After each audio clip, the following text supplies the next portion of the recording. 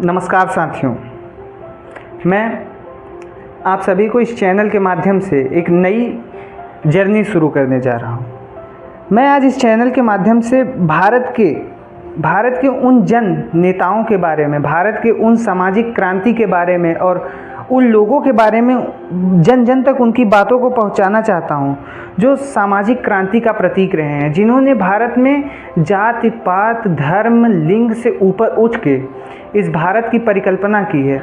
इस भारत को सामाजिक आर्थिक और राजनीतिक रूप से समानता के बराबर पे लाने का परिदृश्य देखा है और उन्होंने संकल्पना की है कि समता का और समानता का उस भारत को खड़ा करना है। इस भारत माँ के जननी, जिसे हम जननी कहते हैं, इस भारत माँ के हर एक बच्चे को सम्मान उस समाज में दिलाना है।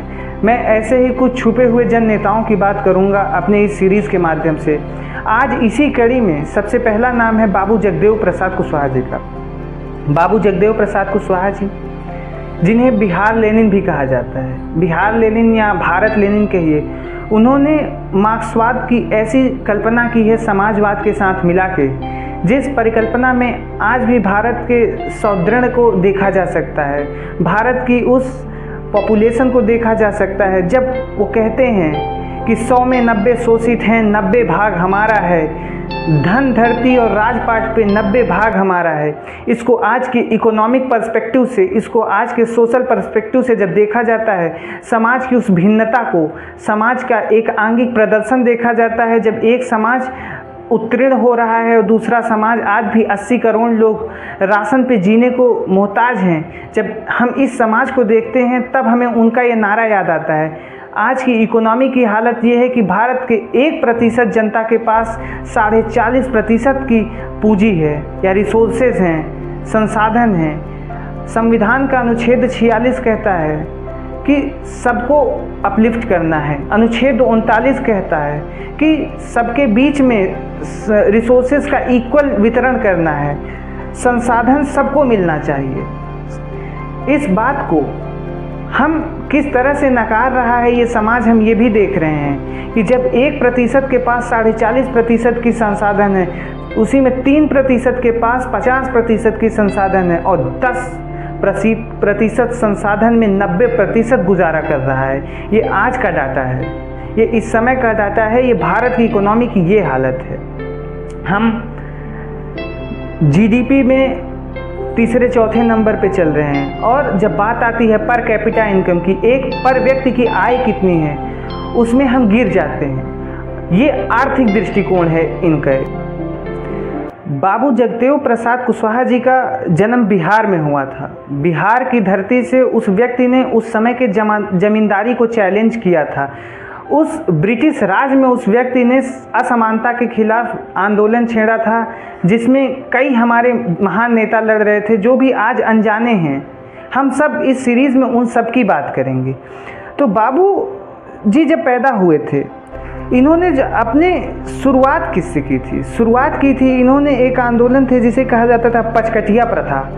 पचकठिया प्रथा में एक खेत का 5 कट्ठा हिस्सा जो होता था वो जमींदार के हाथी के लिए रिजर्व रहता था कि वो हाथी उस खेत को चरेगा, उस हिस्से को चरेगा।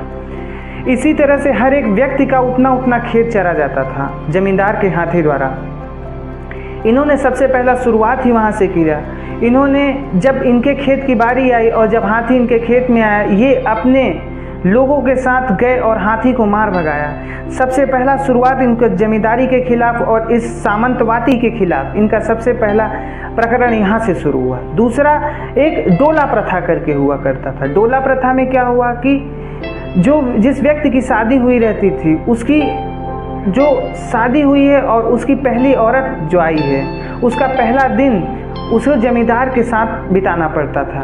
ये समाज में कितनी बुरी प्रथा थी, ये उस समय के हिसाब से और आज की परिदृश्य को देखते हुए भी हम समझ सकते हैं इस प्रथा में कितनी कुरीतियाँ थी। और इस प्रथा को भी रोकने में सबसे बड़ा अगर योगदान है किसी का तो वो है बाबू जगदेव प्रसाद जी का। बाबू जगदेव प्रसाद जी, इन्होंने ही नारा दिया था, इन्होंने नारा दिया था कि अगर मार्क्स और लेनिन भारत में पैदा हुए होते, अगर मार्क्स और लेनिन भारत में पैदा हुए होते तो वो आर्थिक गैर बराबरी के साथ साथ सामाजिक गैर बराबरी को पहला महत्व देते, क्योंकि सामाजिक गैर बराबरी से इंसान को डिग्निफाइड वैल्यू नहीं मिलता सोसाइटी में उसकी इज्जत, उसका रुतबा, उसकी रिस्पेक्ट नहीं बढ़ती। इसीलिए कह रहे थे कि अगर वो भारत में पैदा हुए होते तो सामाजिक क्रांति उनके लिए पहले स्तर पे होती, क्योंकि यूरोप और भारत में यही असमानता है। यूरोप गैर बराबरी से नहीं जूझ रहा था, यूरोप जूझ रहा था आर्थिक गैर बराबरी से। इसीलिए कहा गया है ना कि दो क्लास रहेंगी, एक शोषण वर्ग रहेगा जिसको शोषित किया जा रहा है, और एक शोषित वर्ग रहेगा जो शोषण कर रहा होगा, और इन दोनों का क्लैश होगा और फिर से स्थापना होगी मार्क्सिज्म की या मार्क्स के आइडियोलॉजी की। लेकिन भारत की संरचना अलग है। भारत में आर्थिक जो गैर समानता है वो तो है ही, प्लस सामाजिक स्तर पे जो गैर समानता है वो इससे भी अधिक है। इसी गैर समानता को समता के भाव के साथ आगे बढ़ाना ही इन जन नायकों का कार्य था। आज की समाज के परिदृश्य को देखते हुए हम देख सकते हैं कि आर्थिक असमानता दूर हो रही है, लेकिन सामाजिक असमानता आज भी वैसी की वैसी बरकरार है इन द सेंस कि वो कम तो हो रही है, लेकिन जिस हिसाब से, जिस रेट से उसको गिरना चाहिए नीचे, और जैसे लोगों को अपने वैल्यूज़ को ऊपर उठाना चाहिए उस तरह से नहीं उठ पा रही है। हम इसका एग्जाम्पल देते हैं। आज भी एक IPS राजस्थान में वो घोड़ी पे नहीं चढ़ सकता था, उसको घोड़ी पे चढ़ने के लिए पूरी पुलिस फोर्स तैनात करनी पड़ी। आज भी एक बच्चा जो दलित समुदाय से आता है, वो अगर घड़े से पानी पी लेता है तो मास्टर उसे मारता है, जलील करता है। ऐसे सैकड़ों एग्जाम्पल हैं, आप हर जगह देख लेंगे। मैं खुद दिखा सकता हूँ ऐसे कई एग्जाम्पल। देखिए, ये चीज़ जो है, ये सबके मन में ये बात आई कहाँ से? सामाजिक असमानता भारत में पहले से है, ये हम सब जानते हैं, लेकिन आज के दौर में इसको सही करने का सबसे तरीका है। मैं 3 चीज़ की बात करता हूँ। एक feeling of shame, feeling of pride और feeling of superiority. Feeling of shame आज SC ST और OBC में है, वो शर्माते हैं अपने कास्ट को लेके। फीलिंग ऑफ प्राइड ये हर जाति में है। जब जाति के अंदर आदमी रहता है, कोई अगर मौर्य है तो वो चंद्रगुप्त को लेके, अशोक को लेके प्राइड का फील करेगा। कोई अगर ठाकुर है तो वो महाराणा प्रताप को लेके फील करेगा। ये फीलिंग ऑफ प्राइड है। फीलिंग ऑफ प्राइड तक तो सही रहता है, लेकिन जब ये feeling of pride with in community बढ़ता है और एक सोसाइटी में लोग मिलते हैं, जब अलग अलग जात के, अलग अलग तबके के लोग मिलते हैं इस समाज में, तो फीलिंग ऑफ सुपीरियरिटी आती है। फीलिंग ऑफ सुपीरियरिटी मतलब कि मैं उनसे ऊपर हूँ। जब फीलिंग ऑफ सुपीरियरिटी किसी भी व्यक्ति के मन में आती है तो वहीं से समाज का पतन होना शुरू होता है और वहीं से गैर बराबरी शुरू होती है। इसी फीलिंग ऑफ सुपीरियरिटी को फीलिंग ऑफ वननेस में बदलना है, एकता के भाव में बदलना है, और भारत को नेशनलिज्म, जो आज बात करते हैं यूनाइटेड हिंदू की बात करते हैं या यूनिटी अमंग हिंदू की बात करते हैं, ये यूनिटी अमंग हिंदू या यूनाइटेड हिंदू, ये कॉन्सेप्ट तभी धरातल पर आ पाएगा जब हम और आप मिलके इस फीलिंग ऑफ सुपीरियरिटी को ख़त्म करके फीलिंग ऑफ प्राइड के साथ और वननेस के साथ इस भारत देश को आगे बढ़ाया जाएगा। उस समय आएगा ये फीलिंग ऑफ सुपीरियरिटी। यही बात है जो उन्होंने हम सबके सामने रखी थी।